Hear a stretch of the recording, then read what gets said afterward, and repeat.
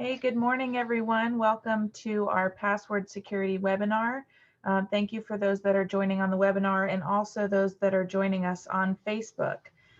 If you have questions along the way, put them in the chat or the Q&A if you're joining from the webinar, and we'll also be following the comments on the Facebook Live. Your presenter today is the founder and CEO of Vector Choice, Will Nobles, and we've got a short video to introduce him. With over 20 years experience in the technology field, serving Fortune 500 and small companies alike, he holds 2 degrees and multiple certifications. Cybersecurity expert Will Nobles. Boy, has he had success in his life. Since I've started my company, I've dedicated myself in helping my clients protect the integrity of their data. The CEO of Vector Choice Technology Solutions, please welcome Mr. Will Nobles. People don't get the risk that's out there. Don't be careless with your technology. Your employees are your #1 security risk that you have. Someone clicks on the link, spreads across the network, and encrypts the data on that network. When we're sitting down with a client for the first time, one of the things we're looking at is what are they doing today to protect themselves against cyber attacks. Just because you're a small firm or you don't have a lot of money, don't think that someone's not trying to hack you. Everybody is vulnerable. We can go into the dark web, look and see of your employees what passwords are out there. What we do is partner humanity with technology. Ladies and gentlemen, please put your hands together and welcome Mr. Will Nobles. Hey, Facebook and everybody on the webinar. Thank you for joining today. It has been a crazy year, hasn't it? 2020 has had a lot to hold for us with COVID and the crazy elections and just everything that this year has had for us. But thank God we only have about 20 some days left in 2020, and we have a new year coming up, and hopefully 2021 is a better year for all of us. I just got back from New York City, and I never thought I would have to sneak into a state, but I flew into Newark, New Jersey, and snuck across the border to New York. I went into Manhattan for the past 3 days, and I had the opportunity to speak to about 50 doctors at the New York Academy of Medicine and share around HIPAA and cybersecurity with them. And then that night we had dinner at the Rainbow Room on top of 30 Rock in the Rockefeller Center. The Rainbow Room, beautiful restaurant, and did a speech there as well about cybersecurity. But I am so grateful for you guys to be here today and for us to talk about password security. One of the first defense for an end user in your company to help protect yourself against cyber attacks. A little bit about Vector Choice.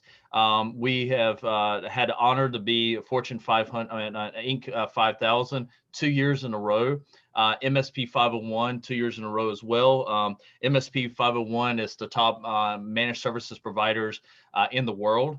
And then also some other awards that we received as well.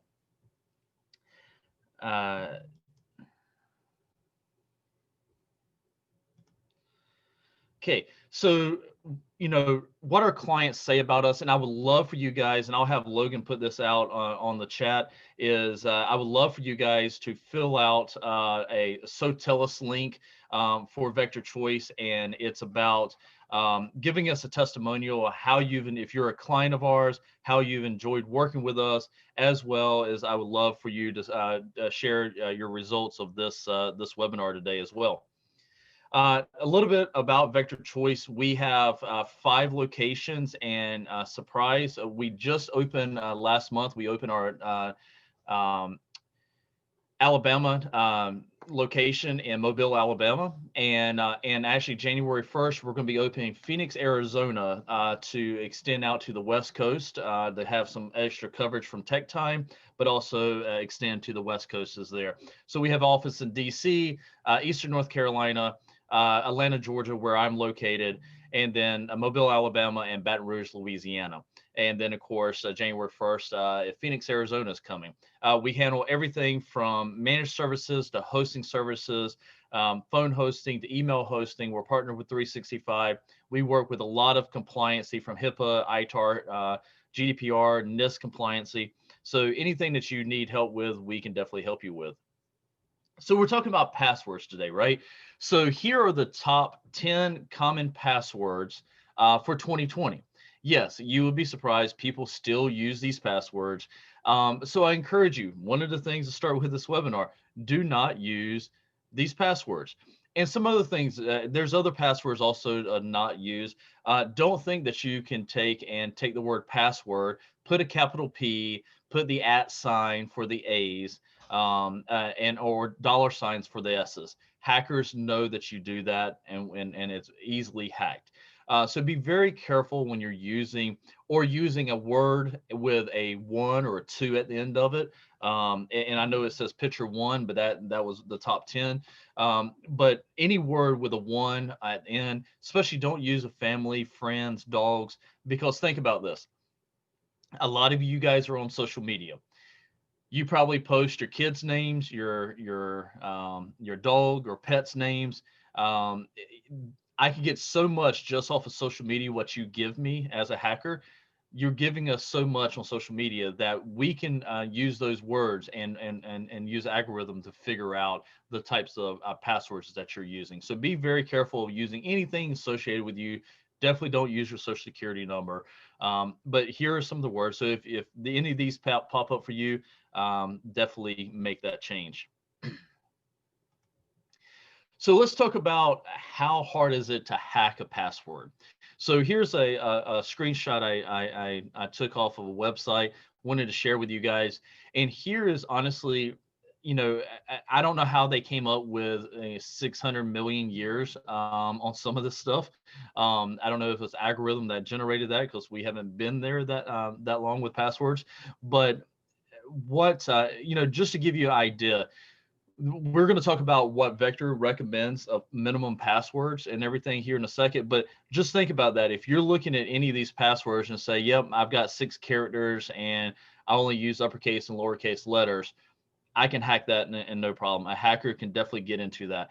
You want to fall into that at least, I would say 12 or more, at the minimum 10 or more characters in the password with a complexity to it. But just, I wanted to share that with you guys just to get you guys an idea of what you can see and how long it would take to actually crack a password. So let's talk about compliancy real fast. And this is going to be a super quick webinar today, because obviously I can only talk so much about passwords. But if you have any questions at all, please put in the Q&A or put in the chat, and we'll answer those at the end. So compliancy, it depends on if you have to be NIST compliant, ITAR compliant, HIPAA compliant, PCI. There's different types of requirements for passwords, okay?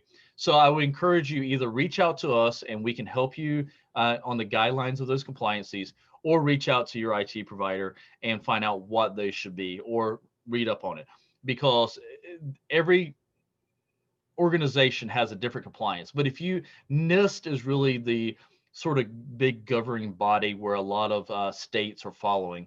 And remember, even with those compliancy, if you're in California, New York, Ohio, and other states are coming, they already have their local state compliance. If you've ever heard of GDPR before, GDPR is the EU-based compliancy. So if you do business with a company or one individual in the EU, you have to be what's called GDPR compliant. Well, what states are doing on their own is they're coming up with their own compliancy regulations that are a lot like GDPR and also NIST compliancy. So if you're in certain states, you got to be, or you do business with an individual or a company in those states, you also have to be that. So no matter if you're in Georgia or North Carolina, Virginia, DC, make sure you're aware of who you're doing business with and what are the regulations in that state. Yes, it's a whole nother headache that we have to deal with, but please make sure you do that. But compliancy, again, it's all about making sure that your passwords are long enough, they're complex enough, but also not as hard. In the days of, oh, you got to have your passwords very complex, and everybody's writing them down. You want to stay away from having your employees write down their passwords. So a few things that I'm going to share on our recommendations of what you should do at the minimum, and this would cover, these requirements here would recover cover pretty much anything NIST, GDPR, HIPAA, PCI compliant wise. But screen lock means when you walk away from your computer, that after 5 minutes of time, it automatically locks for you. Okay. We recommend 5 minutes. It's all about what industry you're in. Definitely you want to put something, I would say no longer than 15 minutes, but anywhere from 3 to 15 minutes would be ideal, but 5 minutes. But the best practices is honestly locking your machine when you stand up and walk away from the machine. And you will say, well, I'm working at home, or I am, I'm working at Starbucks. No one's going to bother me. Well, here's the thing. Working at home, think about your kid coming in and accidentally sending an email to your boss that you don't want to, that you shouldn't have sent. And they're going to be wondering, why are you sending gibberish to them? Because it might be a 4 or 5 year old. In my case, that's where I would live at.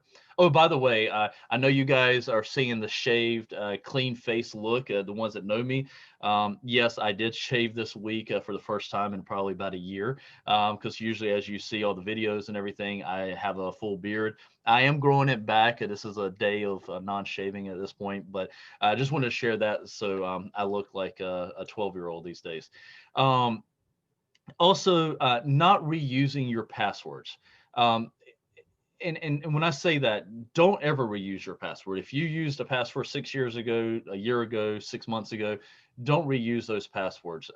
Always change the password, because why not reuse it? If you used a password last year and you haven't used it since last year, and a website that you use that password on gets compromised, that data gets sold on the dark web, and at that point, your data is on the dark web, and you are that password gets out there. Well, at that point, if you reuse that password, the dark web is going to be behind a little bit, and people are going to start buying those passwords, and they're going to be able to have your current password if it's something that you used a year ago. So that's why I never reuse a password at all. Special characters. Used to NIST and a lot of compliancy says it's required to use a special character. It's not required based on compliancy anymore, because they knew so many people were writing down their passwords. One of the things below is we recommend doing a password that is a phrase, something that you can remember pretty easily, but is characterized, unless you use a password database, which we'll get to here in a second as well. Like, for example, We the People. That used to be a password of mine probably 9 years ago. It was capital W, 3, capital T, and you get the point. Well, obviously, I'm telling you that because I don't use that password anymore. But that is an example of types of passwords that you can use, some kind of phrase that you can remember that you don't have to write down. Copy and paste passwords. Used to compliancy, especially NIST, it wasn't acceptable. Now it is acceptable to copy and paste passwords. Now, I'm not encouraging you by no means to putting your passwords in an Excel spreadsheet and copying out of an Excel spreadsheet. When you put it in Excel or a Word document that is plain text, you don't want to do that. Changing your password of frequency. Now, used to, and all of you, if you've worked in healthcare or been in healthcare and other industries that are very regulated, passwords changed all the time. Times have changed, especially using two-factor authentication.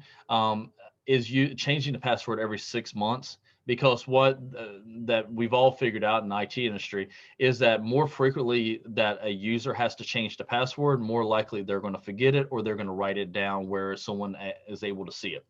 So I would say at least 6 months at the minimum to change your password. So I will at least, again, try to change your password at least once or twice a year. Password lengths. Now, NIST, which again, back to the governing body, is a minimum of 8 characters. I recommend 12 to 24.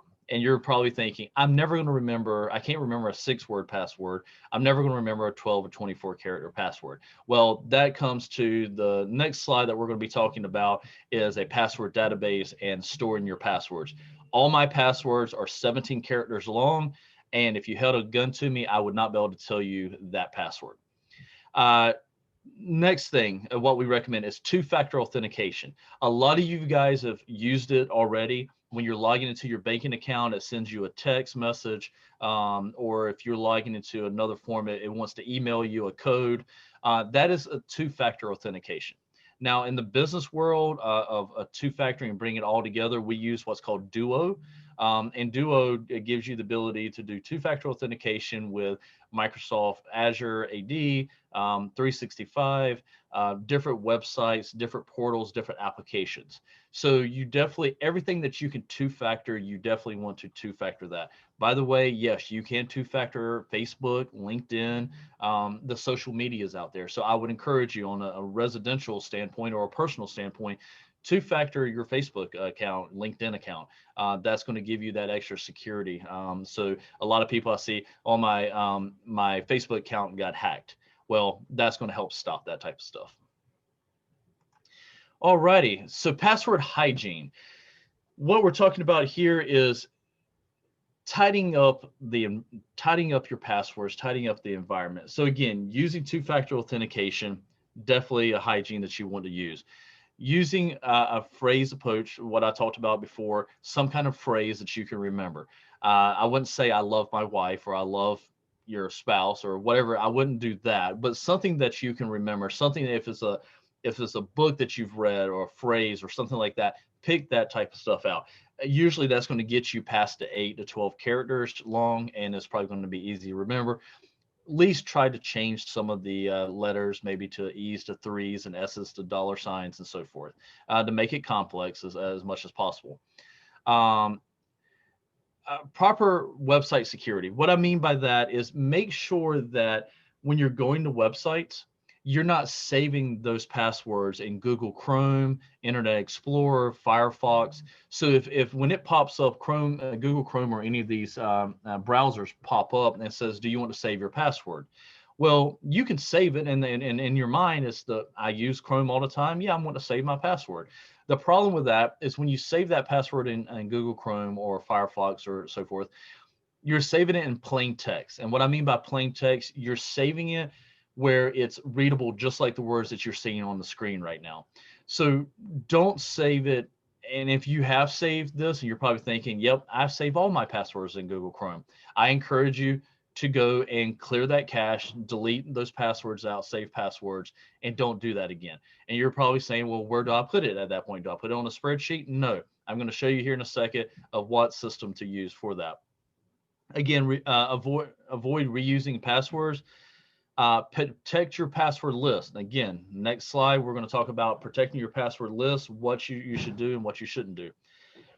Don't miss your business passwords with your personal passwords. So the password that you have for your personal banking, your Facebook, LinkedIn, don't use that to log into your corporate, your company account. If you're an employee or owner, separate those. Keep separate passwords. Even if you're using phrases, keep those separate passwords for that. Okay, so password storage, password database. What should you do? Where should you store your passwords? Now, this is where it's going to get a little more interactive. I'm going to take the PowerPoint down. I'm going to show you my screen. But what you want to use is a password database like Lastpass or KeepPass. There's all kinds of password databases out there. I encourage you to use Lastpass, Lastpass. It is probably the best one out there, cost effective. There is the free version of Lastpass and the paid for. So remember, what you pay for, you get. You're going to get better security and better functionality with the paid option. Lastpass gives you the ability to use it on your phone. It also gives you the ability to use it as an app or also in your browser. So I'm going to jump off the PowerPoint now. And I am going to jump over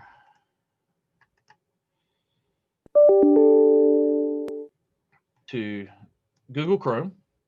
And up here to the top right, you'll see Lastpass. So I can click on the icon. So it's a Google plugin. You can have a Google plugin for it. And I'm going to open my vault. This is the vault version of it, and you can see all items. You can look at the last. You can do different things. You can search. So I know one of our vendors is Threat Locker, and I can search. I can launch from here. I can dive into it and the portal. I put that in the name of it. I can rename it. I can put it in folders if I want to put in business, financial, different types of folders if you want to, if you're a folder type person. Username and then the password. And obviously I'm not going to share the password live on Facebook and a webinar, but you can do show password here. Now this password is 17 characters. Again, I could not tell you what that password is because it is random generated. Now this is how I random generate passwords. So if I log into something for the first time, I come up to LastPass and I go to generate secure password. And as you see, my password here is 17 characters. So that would be what my password would be if I was wanting to use this particular password for a new website. And if I don't like that particular password, I can, switch it and do changes. And just copy that, paste it in. And once I log into a new website, then at that point, it saves it into LastPass, which is encrypted, not like saving into Google Chrome or Firefox and so forth. But there's tons of other things. You can save your credit card information, addresses, notes, banking account. There's a ton of information that you can save inside of LastPass. Now, the biggest thing with LastPass, there's called a master password. The master password, you have to remember that. That would be one that I would say write down, put in a vault, or put somewhere, or make sure you do not forget that password. But I would definitely recommend, because losing the master password for LastPass is a pain to try to recover from that. Which, if you lose that, that has all your passwords. So be very careful with that master password with LastPass. But that gives you an idea of, so I'll give you an idea here. So if I want to go to, I'll go to a partner of mine. And so right here, it's going to autofill the password for me because I go to the website and see the little LastPass icon here. It's going to autofill that, and the password, I click login, I'm automatically logged in. So it's saving the password just like you're used to Google Chrome or Firefox or Internet Explorer, but it's encrypting that password and it's not in plain text on your computer. And I can do that from my phone or from my browser as you see in here. So just wanted to share that LastPass with you. That is the one that we recommend. So Logan, I'm going to turn it over to you. And what questions do we have so far? We've got a few on the webinar. Do you recommend password managers for enterprise or SMB use? Yes. So in LastPass, we're not a, well, actually, we are a partner of LastPass. So you can get LastPass from us, but LastPass pricing, you're not going to get it in different pricing, but I'm going to share the pricing here. So LastPass does have a personal and business. If you're a small business, at least if you're a business at all, I would go to the business plan here, and you have a few options. We have the enterprise version, us as a company. We have the enterprise version. So you have different options depending on what your needs are and everything. You can. This is just a multi-factor authentication. That's not, that's not a password database. But I would say either team or enterprise is the one that you want to choose from. Does that answer that question, Logan? Yeah. Okay. So a couple more. What about using previous addresses from childhood for passwords? That's a good question. I don't know if I would, because think about this. If I did a background check on you, or that information is public for searches. So if it's public for search, think about it. Anything that's publicly searched for you, I would not use. So your addresses on your credit reports and stuff like that would have previous addresses. I would not use those. And then the last one we've got is, what about saving passwords on your iPhone or iPad with facial recognition? Yes, that is a two-factor way as well. So to give you an example, I use LastPass on my phone. where it automatically fills that in, but it also does facial recognition as well. So I sort of have 3-factor authentication, and there is such a thing, and that is coming, unfortunately, guys, is 3-factor authentication. And usually that is either a facial recognition or a thumbprint. So I used a password to get into my phone, password to get into LastPass. LastPass saves it, and then it does facial recognition. So that would be what would be considered 3-factor authentication. And that's all we've got under chat and Q&A. Okay. Well, guys, thank you so much for being on the webinar and on Facebook listening. I hope you learned a little bit about password security. If you have any questions for me, please reach out. Phone number below and the email address below.